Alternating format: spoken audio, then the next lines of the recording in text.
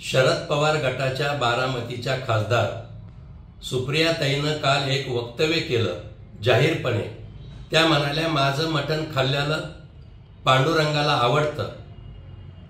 खरं म्हणजे असं जाहीर वक्तव्य करणं अशोभनीय आहे। त्यांनी तर पांडुरंगाचा अपमान केला, पण राजकीय स्वार्थापोटी आपला चेहरा नास्तिक दाखवायचा ही तर त्यांच्या पित्याकडून आलेला वारसा आहे।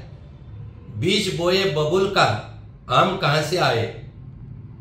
बरं, दुसरी गोष्ट म्हणजे मटण खाणं पांडुरंगाला आवडतं याचा अर्थ त्यांनी वारकरी संप्रदायाचा अपमान केलाय।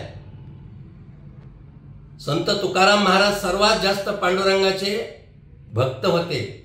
त्या काळात साहित्यात त्यांनी लिहून ठेवलेलं आहे, मांस खाता हौस करी जोडोनी वैरी ठेवेला कोण त्याची करीन कीव जीवे जीवन येनती। याचा अर्थ सुप्रियाताई समजून घ्या।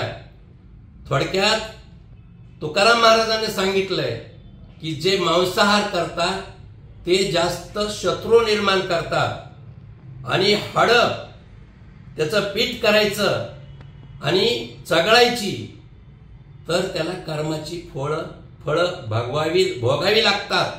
हे तुकाराम महाराजांनी सांगितलंय, आम्ही नाही। आणि म्हणून आज राजकीय दृष्ट्या सुप्रियाताई तुमची अधोगती जी आहे ती हीच आहे की तुम्हाला नास्तिक म्हणून चेहरा दाखवायचा, हिंदू धर्माच्या देवादिकावर टीका करायची।